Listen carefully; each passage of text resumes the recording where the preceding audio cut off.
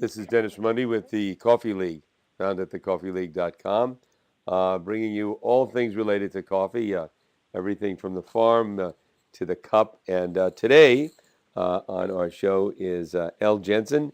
She is the founder and owner of Amethyst Coffee in Denver, Colorado. And I want to talk to her about, and a lot of people ask me, what is it like to start a cafe? Well, I personally have never done it, but I do have folks on the show that can discuss it, the fun and not so fun parts of it, and also she's been involved in a conference and actively involved another in Women in Coffee, and want to talk about that a bit today.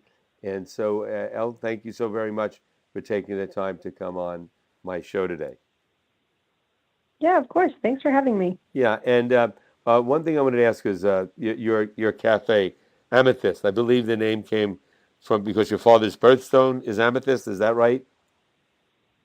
Yeah, that's why. So interesting. And then where are you located in Denver? So when people are there, they'll know where to find you. Yeah, we're in a neighborhood called the Golden Triangle. It's at 1111 Broadway. Okay. It's in an old repurposed motel. And So don't be fooled. did you open a second location recently? We have not opened yet. No. Okay, but that's in the plans. Anyway, more about that later. In the works. Yeah.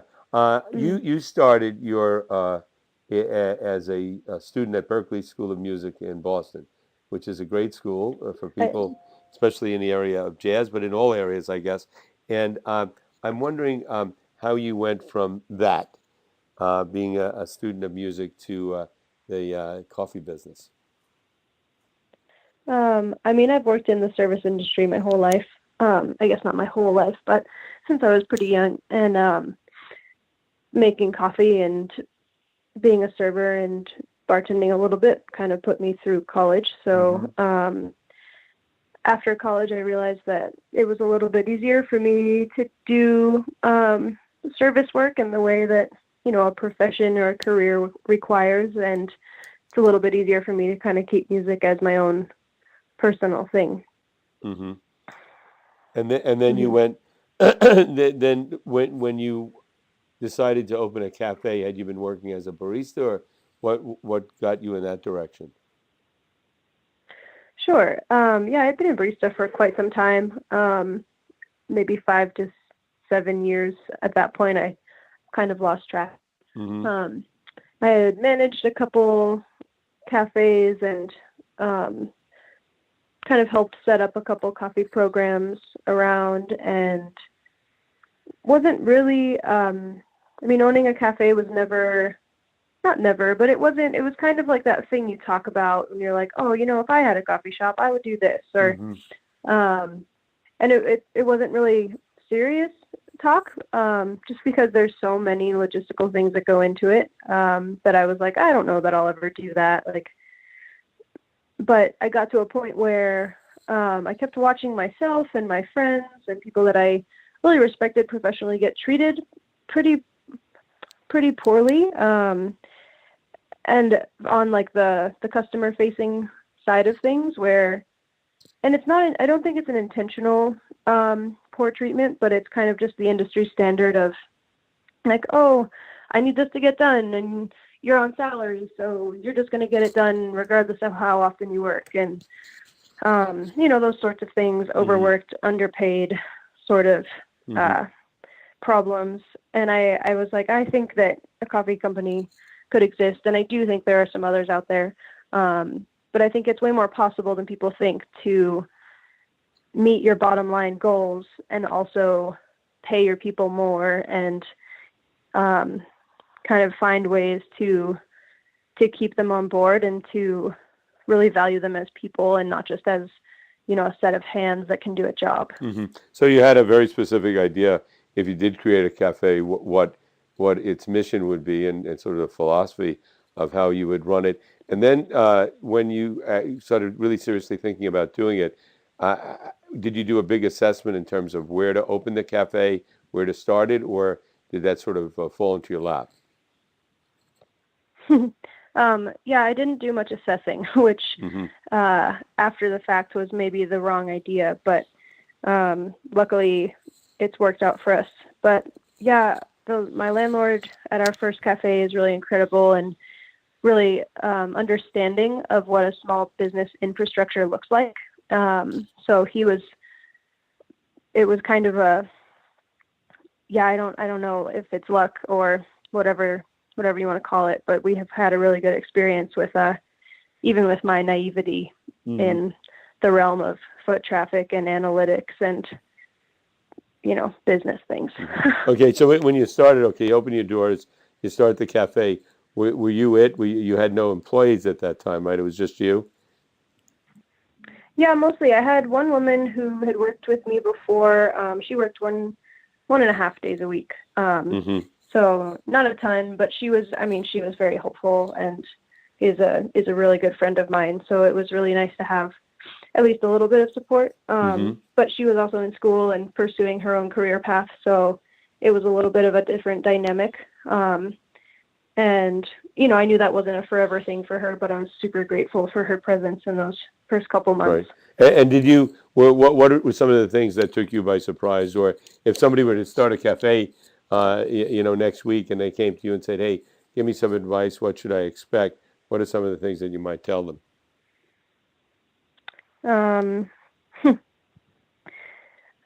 I think expect to really test your own patience. It takes a long time to get a business like a coffee shop. I mean, and maybe there are exceptions to this if you can afford like super downtown rent or you have a bigger name and people are really excited about it or something. But if you're a small independent thing and it's your first time, I mean, it takes time to get to be part of people's routine, and it takes time to get to know your guests and your customers. And and I think for me it was a huge test of patience and realizing that just because things weren't going well for the first 6 months or something doesn't mean it was failing. It just means that there's a lot of patience involved. Right. And what did you do from your side to let people know you existed? I mean, did you use social media in an effective way? I mean, I guess so. We have a Facebook page. We have an Instagram. Coffee to me seems pretty Instagram focused. So we did that. We did a couple little coupons for people in the neighborhood. And the coffee community in Denver was super helpful for us. They would always send people to us, and all the baristas would come by. It was very supportive. It was great. Tell us about that. I mean, I travel a lot. I'm always checking out the cafes in every city I go to. And 4 or 5 years ago in Denver, in the area of specialty coffee, there wasn't much. Now it's just really booming, and there's a lot of roasters and great cafes, including yours. What's the coffee culture like there?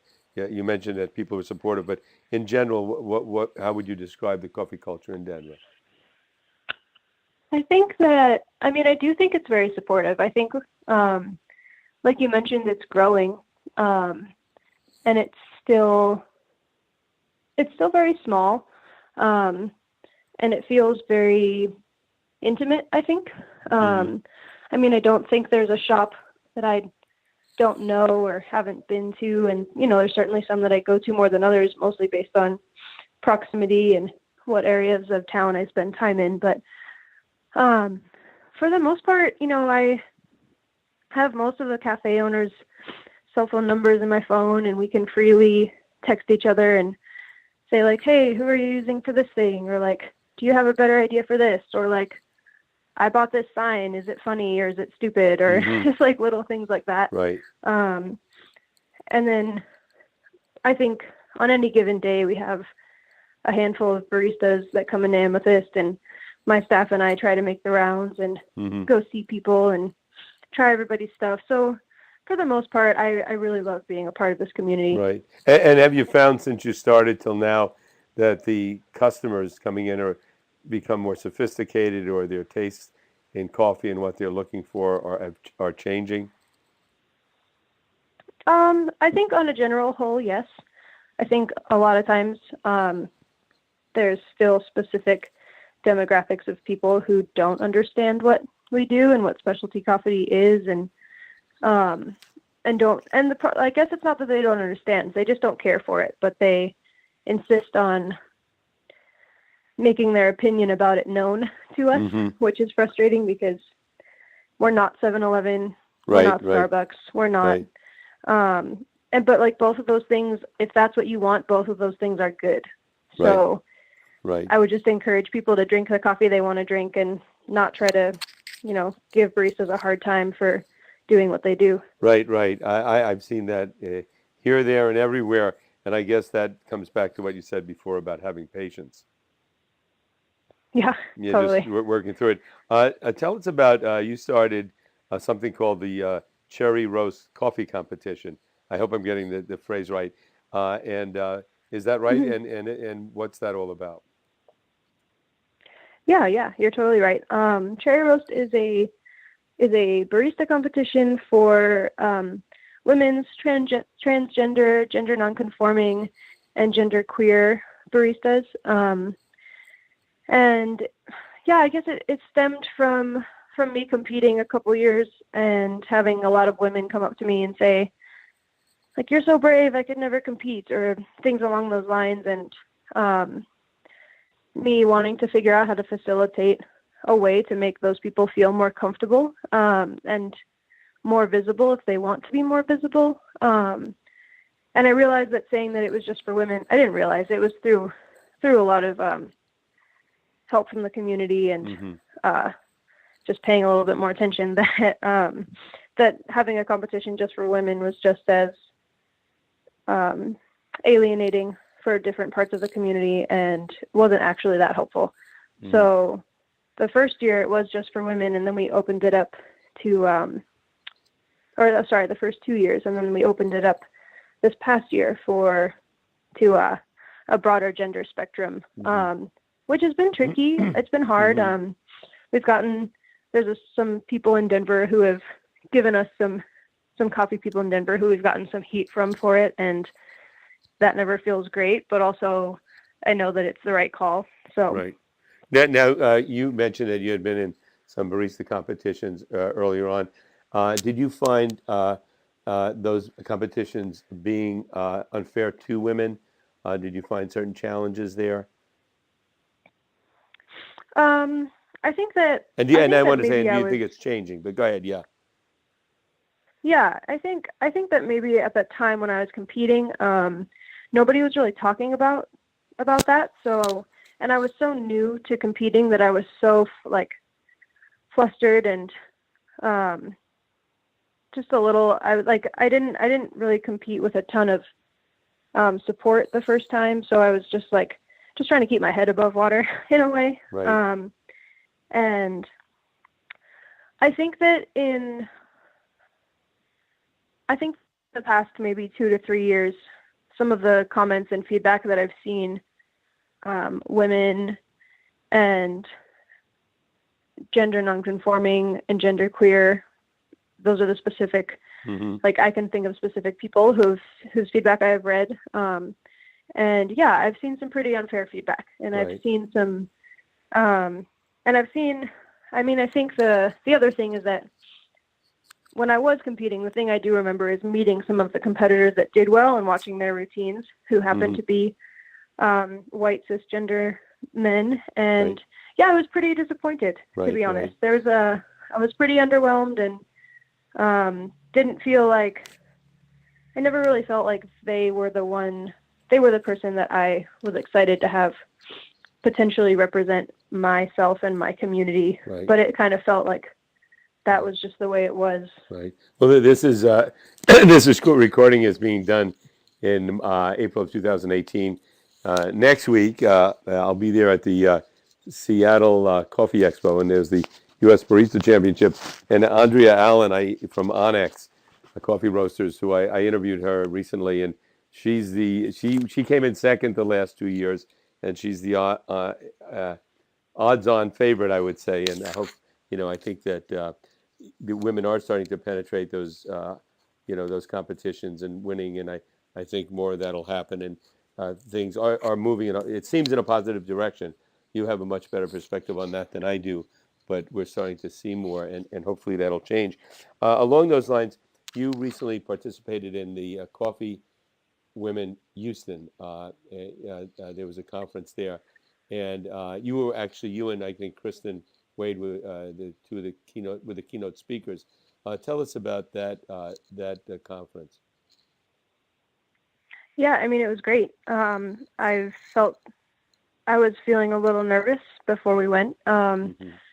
I've never been to Houston. It's not my community, like Uh-huh. specifically. So I didn't want anyone to feel like we were going to come in and tell them how to, how to Right. do things. But everybody was super excited and very receptive and very welcoming. It felt really good. And I think that some of the things that that Cherry Roast has brought up for Kristen and I is that there are times where we are asked to kind of speak to things or speak to communities whose experience we can't necessarily understand because we're both cis white women. So it can be that was kind of a worry of mine too. And I think moving forward, I'm going to encourage people to reach out to someone who's not me, someone who can maybe better speak to some of the experiences that I can only learn from others. So I think there's a couple of things that are hard about that, but I said in my speech in Houston that the thing that I feel super comfortable talking about and feel like I can really speak to is employee rights and employee-employer relationships. And though my work with Cherry Roast won't stop, I do hope that in the future we can put some different people in the spotlight and have some other voices be heard. Mm-hmm. And what would you like to see Amethyst, your cafe? Would you like to have other locations? Where do you see yourself in 3, 4, 5 years? I mean, I think that's hard to say. Mm-hmm. I think we are working on 2 new locations right now. Mm-hmm.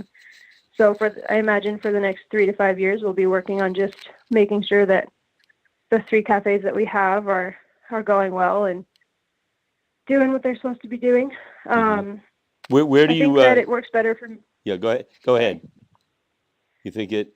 Yeah, I was just going to say it works better for me to not have a plan and Right. just kind of Right. take opportunities as Yeah. they come or as they seem Yeah. fitting. My experience is why have a plan because it never works out that way anyway. So where Yeah, do you true. go and ask where do you source your beans?